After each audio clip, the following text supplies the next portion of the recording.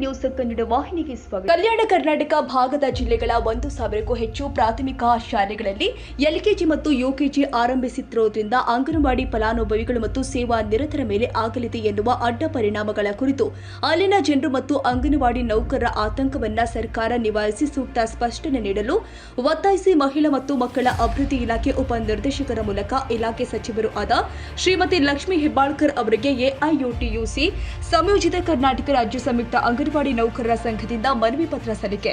ಕಳೆದ 50 ವರ್ಷಗಳಿಂದ ಅಂಗನವಾಡಿ ಯೋಜನೆ ಬಹಳ ಪರಿಣಾಮಕಾರಿಯಾಗಿ ದೇಶದ ಎಲ್ಲೆಡೆ ಜಾರಿಯಲ್ಲಿ ಇದೆ. 0 ಯಿಂದ 6 ವರ್ಷದ ಮಕ್ಕಳಿಗೆ ಪೌಷ್ಟಿಕ ಆಹಾರ ಹಾಗೂ ಶಾಲಾ ಪೂರ್ವ ಶಿಕ್ಷಣ ನೀಡುವುದಾಗಿದೆ.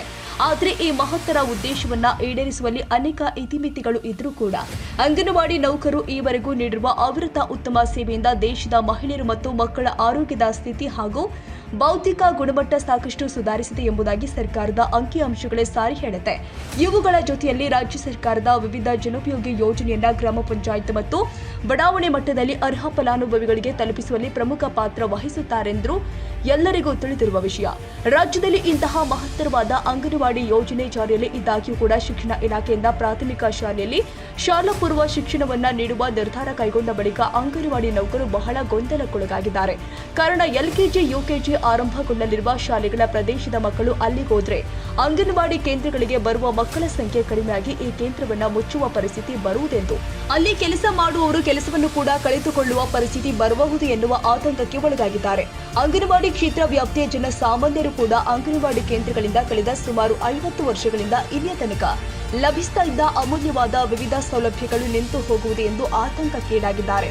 ಮಹಿಳಾ ಮತ್ತು ಮಕ್ಕಳ ಅಭಿವೃದ್ಧಿ ಇಲಾಖೆಯ ಕೆಲಸಗಳ ಜೊತೆಗೆ ಸರ್ಕಾರ ಇತರ ಇಲಾಖೆಗಳ ವಿವಿಧ ಕೆಲಸಗಳ ಹೊರೆಯಿಂದ ಅಂಗನವಾಡಿ ಕೆಲಸವನ್ನೇ ನಿಭಾಯಿಸಲು ಸಾಧ್ಯವಾಗ್ತಾ ಇಲ್ಲ. ಹಾಗಾಗಿ ಅಂಗನವಾಡಿ ಕಾರ್ಯಕರ್ತರನ್ನ ಅವರದ್ದಲ್ಲದೆ ಇರುವಂತಹ ಹಲವಾರು ಕೆಲಸಗಳಿಂದ ಬಿಡಿಸಿ ಅವರದ್ದೇ ಜವಾಬ್ದಾರಿಯನ್ನು ನಿರ್ವಹಿಸುವಂತೆ ಮಾಡಲು ಸೂಕ್ತ ಕ್ರಮ ಕೈಗೊಳ್ಳಬೇಕಾಗಿದೆ. ಆದ್ದರಿಂದ ಈ ಕೂಡಲೇ ಈ ಮೇಲಿನ ಎಲ್ಲಾ ಗೊಂದಲವನ್ನ ಪರಿಹರಿಸುವ ಕ್ರಮವಾಗಿ ಕೂಡಲೇ ತಮ್ಮ ಸಮ್ಮುಖದಲ್ಲಿ ಅಂಗನವಾಡಿ ನೌಕರ ಸಂಘಗಳ ಪದಾಧಿಕಾರಿಗಳ ಸಭೆಯನ್ನ ಕರೆದು ಅಂಗನವಾಡಿ ನೌಕರು ಮತ್ತು ಅಂಗನವಾಡಿ ವ್ಯಾಪ್ತಿಯಲ್ಲಿ ಜನರಲ್ಲಿ ಮೂಡಿರುವ ಹಲವಾರು ಗೊಂದಲ ಆತಂಕವನ್ನ ಇಲಾಖೆ ಮತ್ತು ಸರ್ಕಾರ ನಿವಾರಣೆ ಮಾಡಬೇಕು ಎಂದು ಈ ಮೂಲಕ ವಿನಂತಿ ಮಾಡ್ತೀವಿ.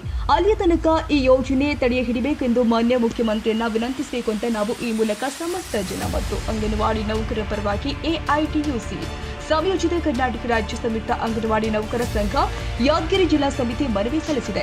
ಈ ಸಂದರ್ಭದಲ್ಲಿ ಸಂಘದ ಜಿಲ್ಲಾಧ್ಯಕ್ಷರು ಆದ ಡಿ ಉಮಾದೇವಿ, ಜಿಲ್ಲಾ ಕಾರ್ಯದರ್ಶಿ ರೇಣುಕಾ ಪಾಟೀಲ್, ಅಯ್ಯಮ್ಮ, ನಿರ್ಮಲಾ, ಗಿರಿಜಾ, ಶೈಲಜಾ ಪಾಟೀಲ್, ರಾಧಾ, ಶಾರದಾ ದೇವಿ, ಮಮತಾ, ಶ್ರೀದೇವಿ, ರಾಜೇಶ್ವರಿ, ಜಯಶ್ರೀ, ಬಸಮ್ಮ, ಸುಮಂಗಲ, ಜಗದೇವಿ, ತಿಪ್ಪಮ್ಮ, ಮಂಜುಳಾ, ವಸಂತಮ್ಮ, ರೇಣುಕಾ, ಗೌರಮ್ಮ ಸೇರಿ ಮತ್ತಿತರರು ಉಪಸ್ಥಿತರಿದ್ದರು.